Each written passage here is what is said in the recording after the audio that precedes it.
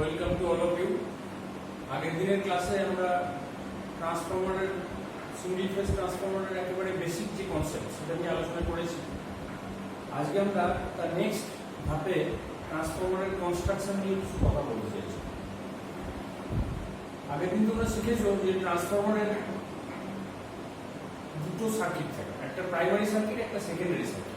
এবং প্রাইমারি সার্কিটের সঙ্গে সেকেন্ডারি সার্কিটের কোনো ইলেকট্রিক্যাল কানেকশন থাকে না। তাহলে প্রাইমারি সার্কিট থেকে সেকেন্ডারি সার্কিটে ইলেকট্রিক্যাল এনার্জিটা ট্রান্সফার হয় কিভাবে? Through magnetic medium. তার মানে মাঝখানে এমন একটা মিডিয়াম থাকবে যেখানে ম্যাগনেটিক ফ্লাক্স ফ্লো করতে পারবে। এই কনসেপ্টের উপর বেস করেই কিন্তু ট্রান্সফরমারের কনস্ট্রাকশনটা ডিজাইন করা হয়। অর্থাৎ সেখানে একেবারে মাঝখানে একটা কোর থাকে।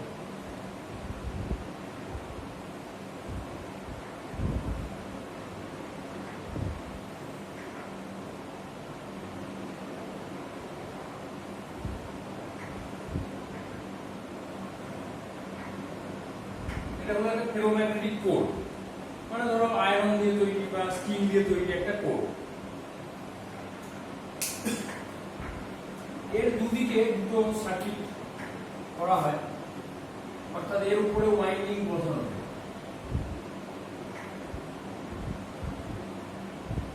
ধরো এটা প্রাইমারি ওয়াইন্ডিং,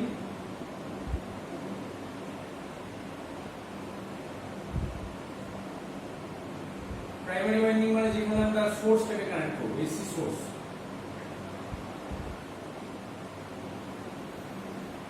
আর এদিকে থাকবে সেকেন্ডারি ওয়াইন্ডিং।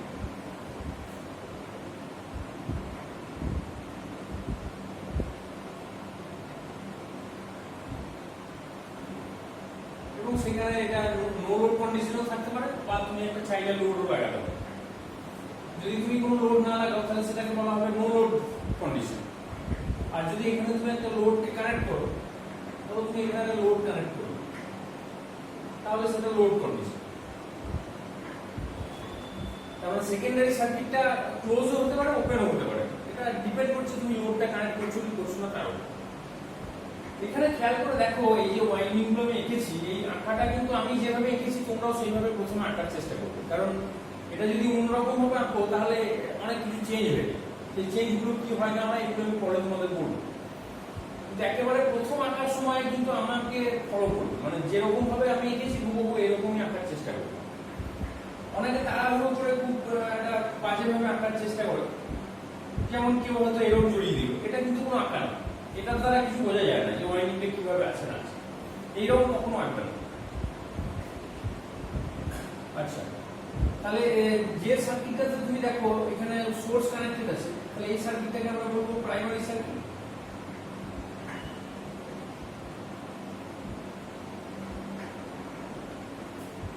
এটাকে আমরা বলবো কোর। কোরটা অবশ্যই একটা ফেরোম্যাগনেটিক বডি হতে হবে। ফেরোম্যাগনেটিক মানে যার মধ্যে দিয়ে ম্যাগনেটিক ফ্লাক্স ভালোভাবে পাস করতে পারে। আর এটাকে আমরা বলবো সেকেন্ডারি সার্কিট।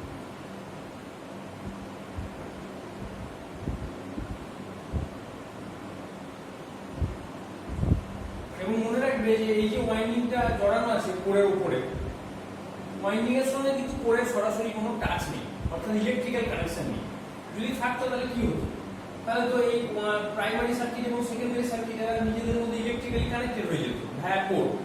তার মানে কোরটা এই দুটো সার্কিটকে কানেক্ট করে দিত। কিন্তু আমরা প্রথমেই বলেছি যে এই দুটো সার্কিট কিন্তু ইলেকট্রিক্যালি আইসোলেটেড। তাহলে ইলেকট্রিক্যালি যদি আইসোলেটেড হয় তাহলে এরা নিজেদের মধ্যে কিভাবে সম্পর্কযুক্ত? এরা ম্যাগনেটিক্যালি কাপলড। তার মানে প্রাইমারি সার্কিটে তুমি যদি একটা ইলেকট্রিক্যাল এনার্জি দাও তাহলে সেটা ম্যাগনেটিক ফ্লাক্স উৎপন্ন করবে এবং সেই ম্যাগনেটিক ফ্লাক্সটা কোরের মধ্যে ফ্লো করবে। সেই ফ্লাক্সটা গিয়ে এই সেকেন্ডারি সার্কিটের ওয়াইন্ডিংটাকে কাট করবে এবং সেখানে ইলেকট্রিক্যাল এনার্জিটা ট্রান্সফার হবে।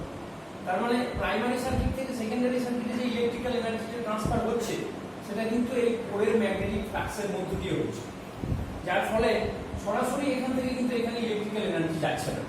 সেই জন্য এটাকে আমরা বলবো ইলেকট্রিক্যালি ডিসকানেক্টেড বা electrically isolated but magnetically coupled. Coupled মানে যুক্ত হওয়া। তাহলে এদের যুক্ত হওয়ার পদ্ধতিটা কি? ম্যাগনেটিক্যালি। সেই জন্য this two windings are magnetically coupled. এই কথাটা কিন্তু ভালো করে মনে রাখতে হবে। এখন এই যে কোডটা তোমরা মাঝে দেখছো, এই কোডটা কিন্তু মনে রাখবে এটা কিন্তু কোনো 2 ডাইমেনশনাল বডি নয়, এটা কিন্তু একটা 3 ডাইমেনশনাল বডি। অর্থাৎ এর একটা কি বলবো মানে দৈর্ঘ্য, প্রস্থ এবং উচ্চতা তিনটে পার্টই আছে। তারপরে এটাকে যদি সঠিকভাবে আঁকতে হয় তাহলে এটাকে 3 ডাইমেনশনাল ওয়েতে আঁকাটা হচ্ছে, এরকম ভাবে আঁকা হচ্ছে। এবং মনে রাখবে যে এই ওয়াইন্ডিংটা কিন্তু কোনো সলিড পিস অফ আয়রন নয়, এটা কিন্তু ল্যামিনেটেড পিস। ল্যামিনেটেড মানে কি, মানে এটাকে অনেকগুলো সরু সরু পাতলা শীট, এরকম চৌকো চৌকো শীট পরপর পরপর যুক্ত করে এই ধরনের একটা মোটা কোড তৈরি করা হয়েছে। তার মানে ধরো এগুলোর মধ্যে অনেক সরু সরু ডিভিশন আছে, এগুলোকে যদি সরু সরু পাতলা পাতলা শীটে তুমি কেটে নাও, ধরো এরকম অসংখ্য সরু সরু থিকনেসের পাতলা স্ট্রিপ নিয়ে তুমি পরপর রেখে এই জিনিসটা তৈরি করেছো, তাহলে সেটাকে বলা হবে ল্যামিনেটেড বডি। যেমন তুমি একটা উদাহরণ দিই তাহলে বুঝতে পারবে। ধরো একটা বই, একটা মোটা বই, সেই মোটা বইয়ে ধরো তোমার 100টা পাতা আছে, পৃষ্ঠা, তাহলে সেই এক একটা সরু সরু পাতলা পৃষ্ঠাকে তুমি এক একটা ল্যামিনেশন করতে পারো। তাহলে ওই পাতলা পৃষ্ঠাগুলো 100টা পর পর পর এলে কি হচ্ছে, একটা মোটা বই তৈরি হচ্ছে। তাহলে ওই মোটা বইটা 3 ডাইমেনশনাল বডি, কিন্তু সেটা কিন্তু কোনো সলিড পিস অফ মানে পেপার না, সেটা কিন্তু অনেকগুলো সরু সরু পাতার সমন্বয়ে গঠিত। এই কোডটা অনেকটা সেরকম, এই এক একটা সরু পাতাকে আমরা বলছি এক একটা ল্যামিনেশন। তার মানে এই কোডটা যে তৈরি হয়েছে, এই কোডটা কিন্তু কোনো সলিড আয়রন পিস দিয়ে তৈরি হয় এবং সেটা অনেকগুলো সরু থিকনেসের এইরকমই দেখতে ল্যামিনেশন দিয়ে তৈরি হয়েছে। ল্যামিনেশনগুলোকে পরপর রাখলে একটা মোটা আকৃতি নেবে, সেই রকম ভাবে তৈরি হয়েছে। এবং মনে রাখবে ওই ল্যামিনেশনগুলো একটার সঙ্গে আরেকটা কিন্তু ইলেকট্রিক্যালি ডিসকানেক্ট, তার মানে তাদের মধ্যে কোনো সরাসরি মানে সংযোগ নেই। তাহলে কিভাবে তারা যুক্ত আছে, তাদের মাঝখানে একটা লেয়ার অফ ইনসুলেশন আছে। তার মানে একটা পাতার সঙ্গে তার পরের পাতাটা যেমন যুক্ত থাকে, লেগে থাকে, সরাসরি একটা টাচ থাকে, এখানে কিন্তু সেই ব্যাপারটা নেই। এখানে একটা সরু ল্যামিনেশনের সঙ্গে তার পরের যে সরু ল্যামিনেশন সেটা কিন্তু ইনসুলেটেড কন্ডিশনে আছে, যার ফলে একটা ল্যামিনেশন থেকে আরেকটা ল্যামিনেশনে কিন্তু কোনো কারেন্ট ফ্লো করতে পারে না। এখন তুমি বলবে যে এটার মধ্যে কি কোনো কারেন্ট ফ্লো করার ব্যাপার আছে? এটার মধ্যে তো ফ্লাক্স ফ্লো করার ব্যাপার আছে, কারণ কোরের কাজটা হচ্ছে ফ্লাক্সকে ক্যারি করা, সেখানে তো কারেন্টের কোনো বিষয় নেই। কিন্তু এর পরে শিখতে পারবে যে এখানেও একটা কারেন্ট ফ্লো করে এবং সেই কারেন্টটাকে বলা হয় এডি কারেন্ট। এই এডি কারেন্ট কেন তৈরি হয় বা এডি কারেন্ট কি ক্ষতি করে, এই জিনিসগুলো নিয়ে আমি পরে বিস্তারিত আলোচনা করব। তাহলে মূলত ট্রান্সফরমারের কারেন্টটা কিন্তু কনফাইন থেকে এই দুটো ওয়াইন্ডিং এর মধ্যে, যে দুটো ওয়াইন্ডিং এর সঙ্গে সরাসরি কোরের কিন্তু কোনো টাচ নেই। তার মানে কোরের মধ্যে কিন্তু কোনো কারেন্ট এক্স্যাক্টলি ফ্লো করার কথা নয়, মানে লোড কারেন্ট যেটাকে বলি বা মেজর কারেন্ট, সেই কারেন্ট কিন্তু কোরের মধ্যে ফ্লো করার কথা নয়।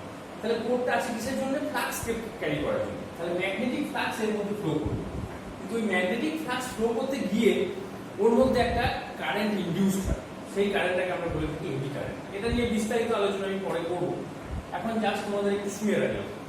এবং ওই এডি কারেন্ট ফ্লো করার জন্য এখানে একটা লস হয়, যেটাকে আমরা বলে থাকি এডি কারেন্ট লস। মানে বেসিক্যালি ওর মধ্যে একটা হিট তৈরি হয়, সেই হিটটাকে রিডিউস করাটাই হচ্ছে আমাদের উদ্দেশ্য, সেটা তার জন্যই এই ল্যামিনেশন করা। তাহলে একটা কোরকে ল্যামিনেট করা হয় কেন, এটা যদি কেউ প্রশ্ন করে তোমাকে, তুমি বলবে to reduce the eddy current losses of the core.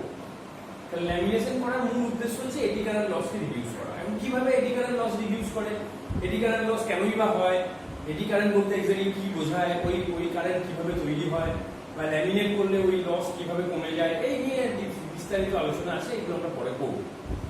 তাহলে আপাতত এইটুকুই জেনে রাখো যে কোরটা কিন্তু কোনো সলিড পিস অফ আয়রন নয়, এটা ল্যামিনেটেড পিস অফ আয়রন, এবং এই ল্যামিনেশন করার মূল উদ্দেশ্য হচ্ছে to reduce the eddy current losses. Okay, তাহলে এই হলো একটা বেসিক স্ট্রাকচার। এবং এই যে স্ট্রাকচারটা তুমি দেখছো, এই স্ট্রাকচারটাকে বলা হয় টু ওয়াইন্ডিং ট্রান্সফরমার। তার মানে ট্রান্সফরমার আবার দু রকমের হতে পারে, একটাকে বলা হয় টু ওয়াইন্ডিং ট্রান্সফরমার আর একটাকে বলা হয় অটো ট্রান্সফরমার। তার মানে বেশিরভাগ ট্রান্সফরমারেই কিন্তু দুটো ওয়াইন্ডিং থাকে, যেটা আমরা গতকাল থেকে পড়ে আসছি, মানে গত ক্লাস থেকেই আমরা পড়ে আসছি যে ট্রান্সফরমারে মূলত দুটো ওয়াইন্ডিং থাকে, প্রাইমারি আর সেকেন্ডারি। কিন্তু পার্টিকুলার কিছু ট্রান্সফরমার আছে যেখানে একটা ওয়াইন্ডিং, সেই একটা ওয়াইন্ডিং এরই একটা পার্ট প্রাইমারি হিসেবে কাজ করে, একটা পার্ট সেকেন্ডারি হিসেবে কাজ করে। তার মানে সেখানেও কিন্তু প্রাইমারি সেকেন্ডারি কনসেপ্ট আছে, কিন্তু সেখানে দুটো সেপারেট ওয়াইন্ডিং নেই, একটা ওয়াইন্ডিং এরই একটা পার্ট প্রাইমারি আর অন্য আর একটা পার্ট সেকেন্ডারি হিসেবে কাজ করে। এই অটো ট্রান্সফরমার নিয়ে আমরা পরে আলোচনা করব। এখন আপাতত জেনে রাখবো তুমি যে ট্রান্সফরমার মানেই সেখানে দুটো ওয়াইন্ডিং থাকে, একটা প্রাইমারি একটা সেকেন্ডারি। এই কথাটা কিন্তু অটো ট্রান্সফরমারের ক্ষেত্রেও প্রযোজ্য। এরকম নয় যে অটো ট্রান্সফরমারে একটা ওয়াইন্ডিং মানে ওখানে শুধু প্রাইমারি থাকে, সেকেন্ডারি থাকে না, বা সেকেন্ডারি থাকে প্রাইমারি থাকে না, ব্যাপারটা এরকম না। ওখানেও প্রাইমারি সেকেন্ডারি আছে, কিন্তু এখানে যেভাবে থাকে ওখানে সেইভাবে থাকে না, আলাদাভাবে থাকে। তাহলে আপাতত এটা আমরা বুঝতে পারলাম যে একটা ট্রান্সফরমারে মূলত দুটো ওয়াইন্ডিং থাকে, একটা প্রাইমারি আর সেকেন্ডারি, যাদের মধ্যে কোনো ইলেকট্রিক্যাল কানেকশন নেই, তারা ম্যাগনেটিক্যালি কাপল, এবং প্রাইমারি সার্কিটের থেকে ইলেকট্রিক্যাল এনার্জিটা ম্যাগনেটিক্যালি সেকেন্ডারি সার্কিটে গিয়ে পৌঁছায়, এবং সেটা যার মাধ্যমে পৌঁছয় সেটাকে বলা হয় কোর। এই কোরের মধ্যে অ্যাকচুয়ালি ম্যাগনেটিক ফ্লাক্সটা ফ্লো করে, এবং এই ম্যাগনেটিক ফ্লাক্সটা ফ্লো করার জন্য এখানে একটা এডি কারেন্ট লস হয়। সেই লসটাকে রিডিউস করার জন্য আমরা কোরটাকে, যেটা যে ম্যাগনেটিক কোর বলা হয়, সেটাকে আমরা কোনো সলিড পিস অফ আয়রন না করে ওটাকে আমরা ল্যামিনেটেড বডি আকারে তৈরি করি। এইটা হচ্ছে মূল বিষয়।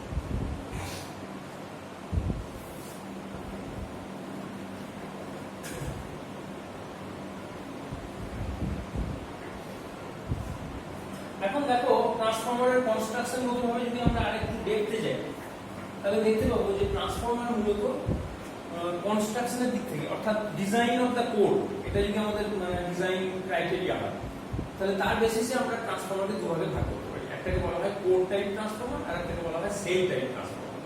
তার মানে একটা ট্রান্সফরমারের কোরটা দেখতে কেমন, তার উপর বেস করে যদি আমরা ট্রান্সফরমারকে ডিভিশন করি। যেমন এর আগে আমি তোমাদের বললাম যে ট্রান্সফরমার দু রকম হয়, একটা টু ওয়াইন্ডিং ট্রান্সফরমার, একটা অটো ট্রান্সফরমার। সেটা হচ্ছে ওয়াইন্ডিং এর উপর বেস করে ভাগ দাবি করেছিল। কিন্তু আমরা যদি কোরের উপর বেস করে, মানে কোরটা দেখতে কেমন হয়, ম্যাগনেটিক কোরটার ডিজাইনটা কেমন হয়, সেটার উপর বেস করে যদি আমরা ট্রান্সফরমারকে ডিভিশন করি, তাহলে সেখানেও দুটো ভাগ দেখতে পাওয়া যাবে। একটা হচ্ছে কোর টাইপ ট্রান্সফরমার, আর একটা হলো সেল টাইপ ট্রান্সফরমার। আচ্ছা, কোর টাইপ ট্রান্সফরমারে তার মানে ট্রান্সফরমারের দুটো ভাগ।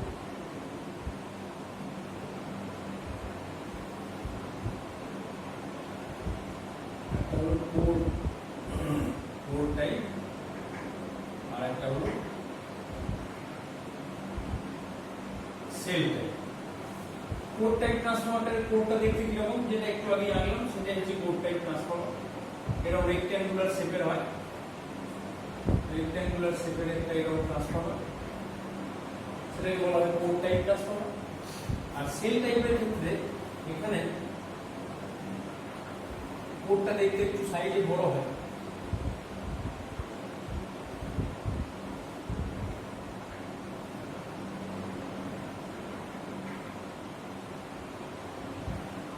এটা দেখতে এরকম।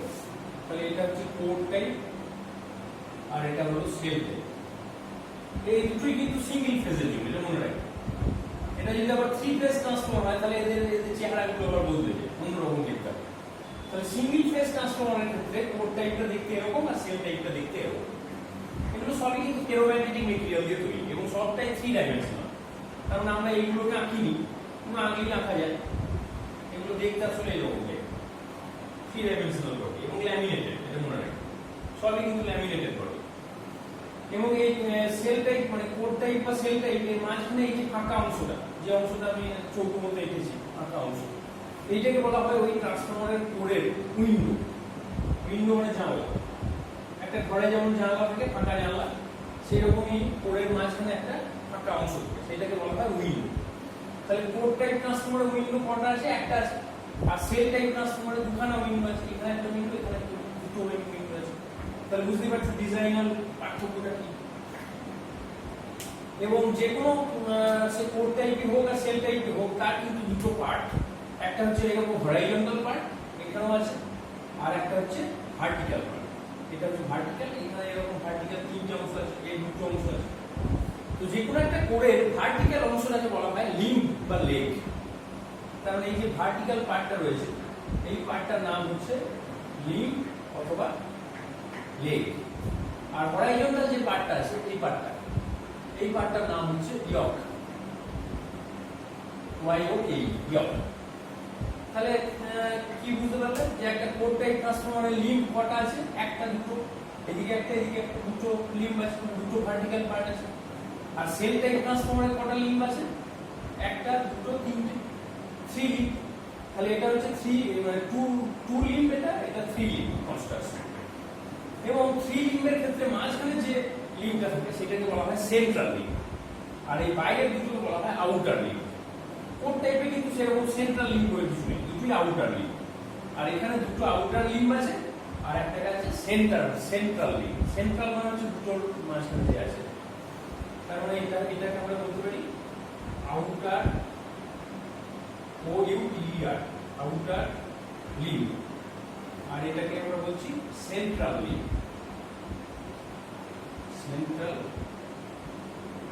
লিম্ব। জেনারেলি কি হয়, কোর টাইপ ট্রান্সফর্মারে এই যে ইয়ক বলো বা লিম্ব বলো প্রত্যেকেরই কিন্তু থিকনেসটা একই রকম হয়। মানে এর যদি দৈর্ঘ্যটা ডি হয়, মানে চওড়া অংশটা উইথটা এটা ডি ধরে যাবে, তাহলে এটাও ডি, এখানেও এটা ডি, মানে সব দিকটাই সমান আর সব দিকেরই থিকনেসটা একই রকম, মানে উইথটা। আর এখানে সবটাই ডি, এটা ঠিকই, এগুলো সব ডি, এটাও ডি, এটাও ডি, মানে কোর টাইপের মতোই। এখানেও ডি, এটাও ডি, একমাত্র এই মাঝখানে যেটা আছে এটা হচ্ছে 2D। সেন্ট্রাল লিম্বটা হচ্ছে আউটার লিম্বের ডবল। এটা কেন হয় সেটা তোমরা পরে পড়বে, এখনই আমি অত কনস্ট্রাকশনের ডিটেইলসে যেতে চাইছি না। আপাতত এইটুকু জেনে রাখো যে কোর টাইপ ট্রান্সফর্মার যদি হয় তাহলে ইয়ক এবং লিম্ব প্রত্যেকটা সাইডে যারা আছে তাদের প্রত্যেকেরই উইথটা কিন্তু সেম হবে। কারণ এটা যদি 1 সেন্টিমিটার হয় এটাও 1 সেন্টিমিটার। কিন্তু সেল টাইপের ক্ষেত্রে তা হবে না, সেল টাইপের ইয়ক গুলো বা লিম্ব আউটার লিম্ব গুলো সব সেম উইথ, কিন্তু মাঝখানে যে সেন্ট্রাল লিম্বটা আছে সেটার উইথটা কিন্তু একটু বেশি, মানে বেশি বলতে দ্বিগুণ। তার মানে এটা যদি ডি হয় তাহলে এটা হচ্ছে 2D, এটা মাথায় রাখবে। তাহলে সেল টাইপ এবং কোর টাইপের ডিফারেন্সটা বুঝতে পেরেছো। কিন্তু এটাও ল্যামিনেটেড বডি, এটাও ল্যামিনেটেড বডি, এই জায়গাটা যেন তোমার মধ্যে ভুল না হয়।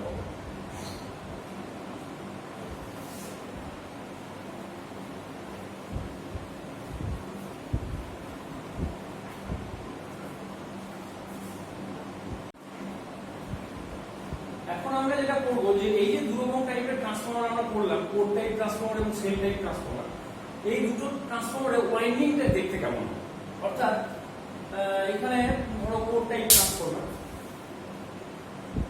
ট্রান্সফর্মারের ওয়াইন্ডিংটা দেখতে ডিজাইনটা কেমন।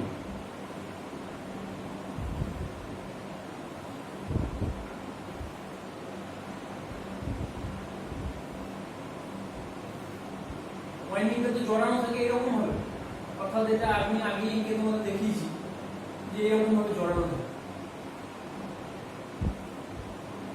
ধরো তোমার এখানে তুমি এটাকে ধরো একটা লিম্ব এই জায়গাটা, এবার এর উপরে যদি তুমি পেঁচাও, একটা তারকে এরকম পেঁচাও, তাহলে অনেকগুলো লেয়ার হতে পারে। প্রথমে একটা লেয়ার হলো, তারপর আবার লেয়ার, আবার লেয়ার, আবার লেয়ার, এরকম ভাবে একাধিক লেয়ার। কিন্তু সেই লেয়ারের সেন্টারটা কোথায়? সেন্টারটা তো এই লিম্বটা, যে লিম্বটাকে কেন্দ্র করে তুমি এটাকে জড়াচ্ছ একাধিক লেয়ারে, প্রত্যেকটা লেয়ারে কিন্তু সেন্ট্রাল পজিশন হচ্ছে এই তোমার লিম্বটা, লিম্বকে ঘিরেই তুমি জড়াচ্ছ। সেই জন্য ওই মানে যে লেয়ারগুলো তুমি তৈরি করছো এগুলোকে তুমি বলতে পারো এক একটা বৃত্ত। এই বৃত্তগুলোর প্রত্যেকেরই সেন্টারটা সেম, তার মানে যতগুলো লেয়ার হচ্ছে তাদের ততগুলো বৃত্ত তৈরি হচ্ছে এবং সেই প্রত্যেকটা বৃত্তের সেন্টারটা কিন্তু সেম। এইটাকে আমরা বলে থাকি কনসেন্ট্রিক। কন মানে সেম, আর সেন্টার মানে সেন্টার থেকে এসছে সেন্ট্রিক, তার মানে বাংলায় যাকে বলে সমকেন্দ্রিক। তার মানে যতগুলো লেয়ার তৈরি হচ্ছে প্রত্যেকটাকে যদি এক একটা সার্কেল বলে তুমি কল্পনা করো তাহলে সেই প্রত্যেকটা সার্কেলের সেন্টারটা হচ্ছে সেম। সেই জন্য এই ধরনের মানে যে ওয়াইন্ডিং তাকে বলা হয় কনসেন্ট্রিক ওয়াইন্ডিং। তাহলে কোনো একটা পার্টিকুলার লিম্বকে কেন্দ্র করে যখন একটা ওয়াইন্ডিংকে জড়িয়ে একটা ওয়াইন্ডিং ডেভেলপ করা হয় তখন সেই ধরনের ওয়াইন্ডিংকে আমরা বলে থাকি কনসেন্ট্রিক ওয়াইন্ডিং। নামটা মনে রাখবে, কনসেন্ট্রিক, CONCENTRIC, কনসেন্ট্রিক ওয়াইন্ডিং। এই কন কথাটার মানে হচ্ছে সেম, আর সেন্ট্রিক কথাটা এসেছে কিন্তু থেকে সেন্টার থেকে, তার মানে দুজনেরই সেন্টারটা সেম। কারণ যতগুলো লেয়ার তুমি তৈরি করবে প্রত্যেকেরই সেন্টারটা হচ্ছে সেম। তাহলে এরকম কনসেন্ট্রিক কয়েল তুমি প্রাইমারিতেও বসাতে পারো, সেকেন্ডারিতেও বসাতে পারো। মুশকিলটা কি হচ্ছে যে আমরা আঁকার সময় বা পড়ার সময় এরকম লিখি ঠিকই, এরকম ভাবে পড়ি যে একদিকে একটা লিম্বের উপরে আমরা প্রাইমারি ওয়াইন্ডিংকে জড়াই আর একটা লিম্বের উপরে আমরা সেকেন্ডারি ওয়াইন্ডিংকে জড়াই। এইভাবেই কিন্তু তুমি দেখবে বইগুলোতেও আঁকা আছে এবং তুমি এইভাবেই পড়তে অভ্যস্ত, মানে এইভাবেই তুমি সব জায়গায় পড়বে যে যেন অ্যাজ ব্যাপারটা এরকম যে প্রাইমারিটা একদিকে থাকে সেকেন্ডারিটা একদিকে থাকে, এরকম একটা কনসেপ্ট তোমার মধ্যে আশা করি তৈরি হয়েছে। কিন্তু এর মিথটা কোথায় বা এর ভুলটা কোথায় সেটা আমি তোমাকে একটু ধরিয়ে দিই। সেটা হচ্ছে এইটাই যে যখনই তুমি এর সঙ্গে একটা সোর্সকে কানেক্ট করবে, ধরো তুমি এখানে একটা সোর্সকে কানেক্ট করবে, একটা এসি সোর্স যার একটা ভোল্টেজ আছে তুমি কানেক্ট করবে, তাহলে কি হবে, এখানে কারেন্ট ফ্লো করবে এবং কারেন্ট যখনই ফ্লো করবে তখন তো সে একটা ফ্লাক্স তৈরি করবে, একটা ম্যাগনেটিক ফ্লাক্স তো এখানে ঘুরবে। তার মানে যখনই একটা তারের মধ্যে দিয়ে কারেন্ট যায় তখন তার চার ধরে একটা ম্যাগনেটিক ফ্লাক্স তৈরি হয়। তাহলে এই যে প্রাইমারি ওয়াইন্ডিং এ কারেন্ট ফ্লো এর জন্য একটা ম্যাগনেটিক ফ্লাক্স তৈরি হলো, সেই ম্যাগনেটিক ফ্লাক্সটা গিয়ে সেকেন্ডারি ওয়াইন্ডিংটাকে কাট করবে, আর কিছুটা ফ্লাক্স সে কিন্তু সেকেন্ডারি ওয়াইন্ডিংকে কাট করবে না, সে কি করবে, এই বাইরে এয়ার ফেয়ার দিয়ে বেরিয়ে যাবে। তার মানে তুমি লক্ষ্য করে দেখবে যখন একটা তারের মধ্যে তুমি কারেন্ট পাঠাবে তখন সেই কারেন্ট থেকে যে ফ্লাক্সটা উৎপন্ন হবে সেই ফ্লাক্সটা জেনারেলি ফ্লো করতে চাইবে কোন দিকে, যেদিকে বাধাটা কম পাবে। তার মানে যেখানে তোমার রিলাক্টেন্সটা কম আছে সেই পাথ ধরেও যেতে চাই। তাহলে দুটো পাথ এখানে ও পাচ্ছে, একটা হচ্ছে থ্রু এয়ার আর একটা হচ্ছে থ্রু ম্যাগনেটিক কোর। কোন জায়গাতে রিলাক্টেন্সটা কম তুমি বলো তো? রিলাক্টেন্স মানে কি? রিলাক্টেন্স মানে বাধা। তার মানে কোন একটা পাথের মধ্য দিয়ে যখন ম্যাগনেটিক ফ্লাক্স ফ্লো করে তখন সেই ম্যাগনেটিক ফ্লাক্স ফ্লোর এগেইনস্টে যে বাধাটা তৈরি হয়, অর্থাৎ ম্যাগনেটিক ফ্লাক্সকে যেতে যে বাধা দেয় সেটাকে আমরা বলে থাকি রিলাক্টেন্স। কথাটা মনে রাখবে, ভুলিয়ে ফেলবে না। অনেক ছেলে রিয়াক্ট্যান্স আর রিলাক্ট্যান্স এই টার্মগুলোকে ভুলিয়ে ফেলে। তাহলে ম্যাগনেটিক ফ্লাক্স ফ্লোর এগেইনস্টে যে বাধা সেটার নাম হচ্ছে রিলাক্ট্যান্স, RELUCTANCE, রিলাক্ট্যান্স। তাহলে রিলাক্ট্যান্স মানে কি এটা আমি লিখে দিচ্ছি। রিলাক্ট্যান্স মানে হচ্ছে কি বলবো, অপোজিশন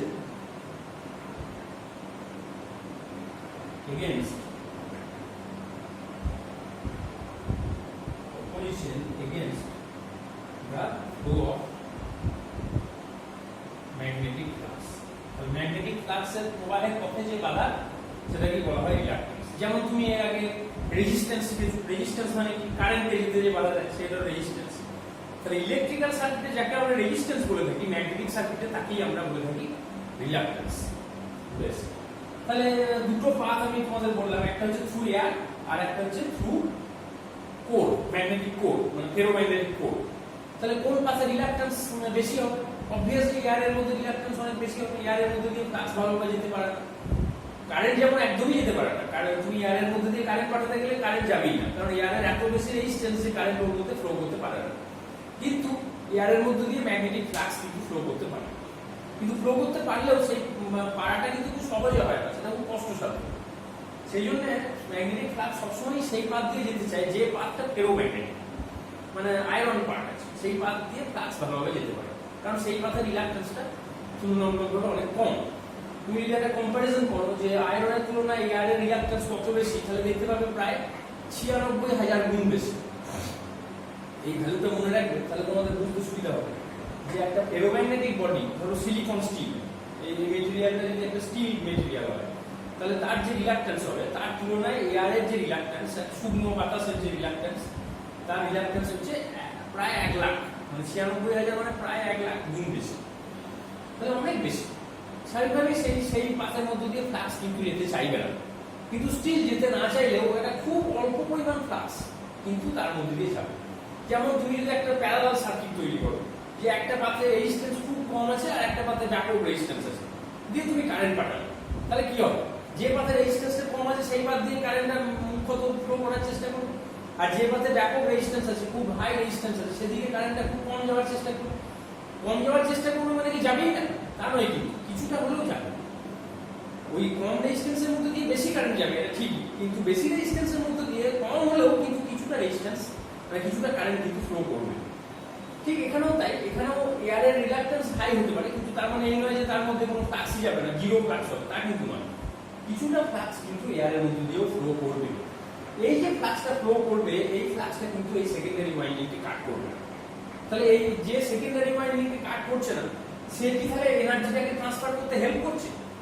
ম্যাগনেটিক ফ্লাক্সের কাজটা কি? এখান থেকে এনার্জিটাকে নিয়ে এখানে পৌঁছে দেওয়া। তাহলে সে যদি সেকেন্ডারি ওয়াইন্ডিংকে কাটই না করে, তাহলে সেখানে কোনো এনার্জি ট্রান্সফার তার মাধ্যমে হচ্ছে না। তার মানে সেই ফ্লাক্সটাকে তুমি কি ফ্লাক্স বলবো? সেই ফ্লাক্সটাকে আমরা বলবো লিকেজ ফ্লাক্স। লিকেজ মানে হচ্ছে নষ্ট, লস্ট। কোন একটা জায়গায় ধরো তোমার একটা তুমি বালতিতে জল রেখেছো, সেই জলটা তুমি ব্যবহার করতে পারো বিভিন্ন কাজে, কিন্তু বালতির মধ্যে একটা ফুটো আছে, সেই দিকে জল বেরিয়ে পালাচ্ছে, বেরিয়ে যেটা পালাচ্ছে সেই জল তো তুমি ইউজ করতে পারবে না। তখন আমরা বলে থাকি যে এয়ারের মানে ওই বালতিটার মধ্যে একটা লিকেজ হয়েছে। লিকেজ মানে হচ্ছে যে সামান্য পরিমাণ জল সেখানে লিক করে বাইরে বেরিয়ে যাচ্ছে, মানে নট ইউজফুল। তাহলে যে ফ্লাক্সটা তৈরি হচ্ছে সেই ফ্লাক্সটাকে আমরা দুটো ভাগে ভাগ করতে পারি, একটা হচ্ছে ইউজফুল ফ্লাক্স আর একটা হচ্ছে লিকেজ ফ্লাক্স। তাহলে ইউজফুল ফ্লাক্সটা কোরের মধ্যে দিয়ে পাস করছে আর লিকেজ ফ্লাক্সটা এয়ারের মধ্যে দিয়ে পাস করছে। এই লিকেজ ফ্লাক্সের পরিমাণ যত বাড়বে ততই দেখা যাবে যে প্রাইমারি ওয়াইন্ডিং থেকে সেকেন্ডারি ওয়াইন্ডিং এ এনার্জি ট্রান্সফারটা কিন্তু কম হচ্ছে। যতটা হওয়া উচিত 100% হওয়া উচিত সেটা কিন্তু হচ্ছে না, কিছুটা পরিমাণ এনার্জি কিন্তু এয়ারের মধ্যে লস্ট হয়ে গেছে। এই জায়গাটা কিন্তু আমাদের কমাতে হবে। এই যে এটা কিন্তু ভালো নয়, লিকেজটা বেশি হওয়াটা কিন্তু ভালো নয়। এই লিকেজটাকে যদি রিডিউস করতে হয় তাহলে আমাদের কি করতে হবে, এইরকম ভাবে প্রাইমারিটাকে একদিকে আর সেকেন্ডারিটাকে একদিকে রাখলে কিন্তু লিকেজ কমে। সেই ক্ষেত্রে আমরা কি করি না, একই লিম্বের উপরে অর্ধেক প্রাইমারি আর অর্ধেক সেকেন্ডারি লিখি। তার মানে ব্যাপারটা একটু বুঝিয়ে বলি। ধরো এটা একটা লিম্ব, এই লিম্বের উপরে তুমি প্রাইমারি ওয়াইন্ডিং এর কিছুটা পোরশন জড়ালে, তার উপরে মানে কিভাবে জড়ালে, নিশ্চয়ই ইনসুলেশন দিয়ে জড়াবে। কারণ আমি তো আগেই বলেছি যে প্রাইমারি ওয়াইন্ডিং এর সঙ্গে কোরের সরাসরি কোনো টাচ থাকবে না। তাহলে তার যদি না থাকতে হয় তাহলে কিভাবে জড়াতে হবে, প্রথমে কোর আছে, কোরের উপর তোমাকে ইনসুলেশন দিতে হবে। সেটা হয়তো কাপড় জড়ালে বা অন্য কোনো একটা ইনসুলেটিং মেটেরিয়াল দিলে, পিচবোর্ড দিলে বা অন্য যে কোনো পেপার ইনসুলেশন দিলে, যাই হোক একটা ইনসুলেশন দিলে দিয়ে তুমি তারপরে প্রাইমারি ওয়াইন্ডিংটাকে জড়াবে। প্রাইমারি ওয়াইন্ডিংটাকে পুরো জড়ালে, অর্ধেক জড়ালে। তারপরে কি করলে আবার ইনসুলেশন দিয়ে তুমি সেকেন্ডারি অর্ধেক জড়াবে। তাহলে কি হচ্ছে, একই লিম্বের উপরে প্রাইমারির অর্ধেক থাকছে, সেকেন্ডারি অর্ধেক থাকছে, আবার বাকি অর্ধেকটা থাকছে এই লিম্বের উপর। তার মানে দুটো লিম্বের উপরেই প্রাইমারি এবং সেকেন্ডারি থাকছে। এরকম নয় যে একদিকে পুরো প্রাইমারি একদিকে সেকেন্ডারি, ব্যাপারটা এরকম নয়। তাহলে অ্যাকচুয়াল ট্রান্সফরমার যদি তুমি খেয়াল করো সেখানে দেখতে পাবে যে ওইরকম ভাবে একটা লিম্বের উপরে পুরো প্রাইমারি আর একটা লিম্বের উপর পুরো সেকেন্ডারি এরকম ভাবে ডিজাইন করা হয় না। যদি করা হতো তাহলে কি হতো, লিকেজ ফ্লাক্সের পরিমাণটা বেড়ে যেত। তার বদলে আমরা কি করি, আমরা একই লিম্বের উপরে অর্ধেক প্রাইমারি এবং অর্ধেক সেকেন্ডারিকে জড়াই। সেটা কিভাবে জড়াই নিশ্চয়ই বলে দিলাম আমি, যে লিম্বের উপরে প্রথমে ইনসুলেশন দিতে হবে, তারপর প্রাইমারি দিতে হবে, তারপর আবার ইনসুলেশন দিতে হবে, তারপর আবার সেকেন্ডারি দিতে হবে। এইভাবে তোমাকে জড়াতে হবে। তাহলে আমরা যদি বিষয়টাকে একটু এঁকে দেখাই তাহলে কিরকম ভাবে আঁকতে পারি, কিরকম ভাবে ডিজাইনটা হতে পারে। আঁকার একটা তো স্টাইল আছে, সেই স্টাইলটাকে খেয়াল করো। ধরো এটা কোড, এই যে জড়ানো আছে একটা ওয়াইন্ডিং যে এর উপর জড়ানো আছে, এটা তুমি বোঝাবে কি? এটা বোঝানোর ক্ষেত্রে নিয়মটা হচ্ছে এরকম যে তুমি এখানে একটা এরকম চৌকো মতো আনবে, এদিকে একটা নিয়ে এরকম একটা রেক্ট্যাঙ্গেল এদিকেও আনবে। এর মানে হচ্ছে যে একটা ওয়াইন্ডিং এর উপর জড়ানো আছে। তুমি লক্ষ্য করে দেখো যে এর মাঝে একটা আমি গ্যাপ রেখেছি, এই গ্যাপটার মানে হচ্ছে ইনসুলেশন আছে। ওই গ্যাপটার মানে হচ্ছে যে সরাসরি এদের মধ্যে কোনো কাজ নেই, একটা ইনসুলেশন আছে। দিয়ে তুমি এখানে এরকম ডট ডট দিয়ে দিলে, শেড দিয়ে দিলে, তার মানে এটা একটা ওয়াইন্ডিং এর উপর জড়ানো আছে।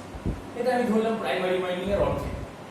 আর বাকি অর্ধেকটা কি, বাকি অর্ধেকটা সেকেন্ডারি। এবং সেখানেও দেখো প্রাইমারির সঙ্গে সেকেন্ডারির আমি একটা গ্যাপ রেখেছি, এখানেও একটা গ্যাপ রাখলাম।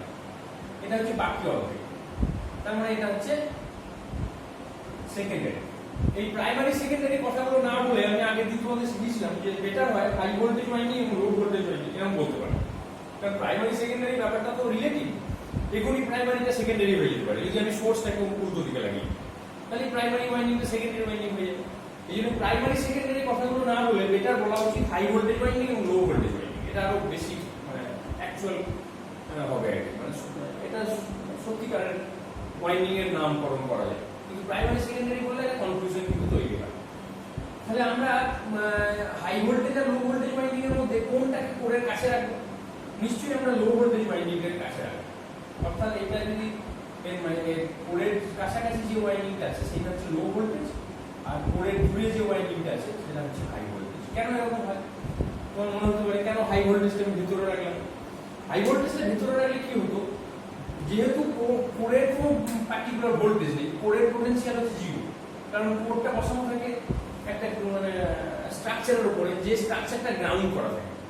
তুমি যখন ট্রান্সফরমারের ডিটেল কনস্ট্রাকশন করবে তখন দেখতে পাবে যে কোরটাকে এমন একটা প্ল্যাটফর্মের উপর বসানো থাকে যে প্ল্যাটফর্মটার সঙ্গে সরাসরি আর্থের টাচ থাকে, যার ফলে সেটা আমরা বলতে পারি কোরের পোটেনশিয়াল হচ্ছে জিরো পোটেনশিয়াল। এটা কিন্তু একটা ভালো কোশ্চেন, এটা জেনে রাখো তোমরা। এটা এই ধরনের ছোটখাটো প্রশ্নগুলো তো অনেক সময় বইয়ে লেখা থাকে না, কিন্তু এই জিনিসগুলো তোমাদের জানা উচিত, তাহলে আইডিয়াটা পরিষ্কার হবে যে একটা ট্রান্সফর্মার কোরের পোটেনশিয়াল কিন্তু আইডিয়ালি জিরো, তার মানে এটা গ্রাউন্ড পোটেনশিয়াল থাকে। তাহলে যদি লো ভোল্টেজ ওয়াইন্ডিংটা তার উপরে থাকে তাহলে কি হবে, জিরোর সঙ্গে লো ভোল্টেজের যে গ্যাপ মানে পোটেনশিয়াল ডিফারেন্স সেটা যতটা হবে, তুমি যদি হাই ভোল্টেজ রাখো তাহলে ডিফারেন্সটা আরো বেশি হবে, আর যত ডিফারেন্সটা বেশি হবে তত বেশি পরিমাণে ইনসুলেশন তোমাকে দিতে হবে। আর ইনসুলেশন দিতে গেলে তোমার কি হবে, থিকনেসটা পাল্টে মোটা ইনসুলেশন দিতে হবে, তার খরচও বেশি হবে, আর ট্রান্সফরমারের সাইজটাও অনেক বড় হয়ে যায়, দাম বেশি পড়বে। সেই জন্য আমরা কি করে থাকি যে একটা ওয়াইন্ডিং এর উপরে মানে একটা কোরের উপরে যখন ওয়াইন্ডিং জড়াই প্রথমে আমরা লো ভোল্টেজটা দিই, তারপরে হাই ভোল্টেজটা দিই। প্রথমে লো ভোল্টেজ দিলে সুবিধা এটাই হয় যে কোরটা যেহেতু গ্রাউন্ড পোটেনশিয়ালে আছে, তাহলে লো ভোল্টেজের সঙ্গে গ্রাউন্ডের যে পোটেনশিয়াল ডিফারেন্স অবভিয়াসলি হাই ভোল্টেজের সঙ্গে গ্রাউন্ডের পোটেনশিয়াল ডিফারেন্স তার থেকে বেশি হবে, আর পোটেনশিয়াল ডিফারেন্স যত বেশি হবে তত বেশি ইনসুলেশন আমার লাগবে। তাহলে ইনসুলেশনের খরচটাকে যদি কমাতে হয় এবং ট্রান্সফরমার সাইজটাকে যদি একটা মানে কি বলবো অপটিমাম সাইজের মধ্যে রাখতে হয়, তাহলে আমাদের ইনসুলেশনের থিকনেসটার দিকে খেয়াল রাখতেই হবে। সেক্ষেত্রে আমাদের ভালো হবে যদি আমরা লো ভোল্টেজ ওয়াইন্ডিংটাকে ভিতরে রাখি। তাহলে এই যে পিকচারটা তুমি এখানে এই লিঙ্কের উপর আমি এঁকে দেখালাম, ঠিক একই পিকচার কিন্তু এখানেও আছে, অর্থাৎ হাফ লো ভোল্টেজ ওয়াইন্ডিং এখানে আছে আর তার উপরে হাফ হাই ভোল্টেজ ওয়াইন্ডিং আছে, তার মানে একই লিঙ্কের উপরে প্রাইমারি বাস সেকেন্ডারি বাস, এই জায়গাটা বুঝতে পারছো। কিন্তু আঁকার সময় আমরা সবসময় ওরকম ভাবে আঁকি না, তাহলে বুঝতে আমাদের অসুবিধা হয়। মানে এর পরে যখন আমি ট্রান্সফরমার তোমাদের বোঝাবো তখন কিন্তু আমি সবসময় এরকম এঁকে বোঝাবো, আমি কিন্তু ধরে নেবো একদিকে প্রাইমারি আছে একদিকে সেকেন্ডারি আছে, এটা মানে এইভাবে আঁকলে আমার বোঝাতে সুবিধা হবে, ছাত্ররাও ভালোভাবে বুঝতে পারবে। কিন্তু তোমাকে মনে রাখতে হবে যে প্র্যাকটিক্যালি ট্রান্সফরমারে কিন্তু সবসময় একই লিঙ্কের উপরে হাফ প্রাইমারি এবং হাফ সেকেন্ডারি থাকে, এবং সেটার মূল উদ্দেশ্যটা কি, to reduce the leakage flux. তার মানে লো ভোল্টেজ ওয়াইন্ডিং থেকে যে ফ্লাক্সটা বেরোবে, যেটা তৈরি হবে, সেই ফ্লাক্সটা বেরিয়ে এয়ার দিয়ে যাক আর কোর দিয়ে যাক যেদিকেই যাক, বাইরে যদি গিয়ে হাই ভোল্টেজ ওয়াইন্ডিংটা দেখতে পায় তাহলে এয়ারের মধ্যে দিয়ে গেলেও তো হাই ভোল্টেজ ওয়াইন্ডিংটাকে তাকে কাট করতে হবে, অবভিয়াসলি সেখানে কিন্তু এনার্জি ট্রান্সফার হবে। সেই জন্য লিকেজ ফ্লাক্সটাকে যদি কাজে লাগাতে হয় তাহলে কিন্তু সেখানে ওয়াইন্ডিং সেকেন্ডারি ওয়াইন্ডিংটাকে আমাকে প্লেস করবে, মানে এয়ারের মধ্যে দিয়ে যে ফ্লাক্সটা বেরিয়ে যাচ্ছে সেটা সেকেন্ডারিকে কাট করবে না, এইটা যদি হয়ে যায় তাহলে কিন্তু তোমার লিকেজটা বেশি হবে। তাহলে কেন এটা করছি নিশ্চয়ই বুঝতে পারছি, এই জায়গাটা পরিষ্কার হয়েছে নিশ্চয়ই। এই আইডিয়াটা কিন্তু খুবই প্রয়োজন ট্রান্সফরমারের কনস্ট্রাকশনের জন্য।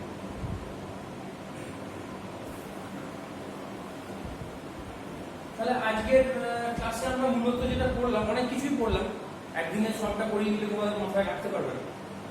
মূলত আজকে আমরা যেটা পড়লাম যে কোর কত রকমের হয় এবং সেই অনুযায়ী আমরা কত রকম ট্রান্সফরমার পেয়ে থাকি, core type transformer, cell type transformer, কোরটা দেখতে কেমন হয় দেখেছো তোমরা। কোর টাইপ ট্রান্সফরমারে যে আয়রন পার্টটা আছে তার তুলনায় সেল টাইপের আয়রন পার্টটা কিন্তু অনেক বেশি। তার মানে তুমি যদি আয়রন পার্টের সঙ্গে ওয়াইন্ডিং এর একটা মানে রেশিও করো তাহলে দেখা যাবে যে কোর টাইপ ট্রান্সফরমারের আয়রন পার্টটা কম, ওয়াইন্ডিংটা বেশি, আর সেল টাইপ ট্রান্সফরমারের আয়রন পার্টটা বেশি, ওয়াইন্ডিংটা সেই তুলনায় কম। মানে এটা হচ্ছে কোর টাইপের সঙ্গে সেল টাইপের ডিফারেন্স। তোমাকে যদি ডিফারেন্স লিখতে দেয় তাহলে তুমি অ্যাজ পার কনস্ট্রাকশন তো অনেক কিছু ডিফারেন্স লিখতে পারবে, এদিকে দুটো লিম্ব আছে, ওখানে তিনটে লিম্ব আছে, এখানে সব লিম্ব এবং ইয়কগুলোর উইথ একই, ওখানে মাঝের লিম্বটার উইথটা একটু বেশি চওড়া বা দ্বিগুণ চওড়া, এসব অনেক পার্থক্য তুমি লিখতে পারো। কিন্তু তার সঙ্গে যেটা গুরুত্বপূর্ণ পার্থক্য সেটা হচ্ছে যে আয়রন এবং ওয়াইন্ডিংটা তৈরি হয় কপার দিয়ে আর কোরটা তৈরি হয় আয়রন পার্ট দিয়ে। তাহলে আয়রন এবং কপারের যে অনুপাত, সেই অনুপাতটা কোর টাইপ ট্রান্সফরমারে কপারটা বেশি, আয়রনটা সেই তুলনায় কম, আর সেল টাইপ ট্রান্সফরমার আয়রনটা বেশি, কপারটা সেই তুলনায় কম। এইটা হচ্ছে তাদের মধ্যে একটা মেজর ডিফারেন্স। তাহলে এই পার্টটা তোমরা পড়লে তার সঙ্গে কোর টাইপ ট্রান্সফরমারে যে কনসেন্ট্রিক কয়েল, কিভাবে কনসেন্ট্রিক কয়েল জড়ানো হয় বা সেখানে কোন লিম্বের উপর কি ধরনের ওয়াইন্ডিং থাকে, এই জায়গাগুলো আজকে আমরা গেলাম।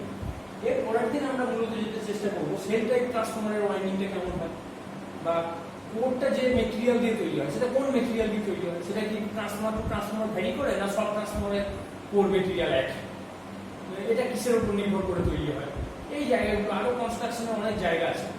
আমি ধীরে ধীরে সবটাতেই যাবো, কিন্তু কনস্ট্রাকশন খুব ডিটেলসে পড়বার আগে আমাদের প্রিন্সিপাল অফ অপারেশনটাও একটু জেনে নেওয়া দরকার, তাহলে কিন্তু কনস্ট্রাকশনটাও পুরোপুরি বোঝা যাবে। সেই জন্য এর পরের দিন ক্লাসে আমি কনস্ট্রাকশনটা আর একটু পড়াবো, পড়িয়ে ছেড়ে যাবো, আমি সবটা শেষ করবো না, করে আমি প্রিন্সিপাল অফ অপারেশনে ঢুকবো, মানে কিভাবে ট্রান্সফর্মার কাজ করে সেই জায়গাটা আগে ঢুকতে হবে, তারপর আমি আবার কনস্ট্রাকশনে ফিরে আসবো, তাহলে আইডিয়াটা তোমাদের স্বচ্ছ। তাহলে আপাতত আজকের ক্লাসে যেটা পড়ালাম সেটা তোমরা কোনো একটা বই থেকে একটু পড়ো, যে আমার পড়ানোর সময় মিলছে কিনা দেখো, আর যদি কোনো কোশ্চেন রাইজ করে বই পড়তে গিয়ে হোক বা আমার ক্লাস করতে গিয়ে হোক, তাহলে সেটা তুমি কমেন্ট বক্সে লিখে আমাকে জানাতে পারো, তাহলে আমি উত্তর দেওয়ার চেষ্টা করবো। আজকের ক্লাস কেমন লাগলো জানার।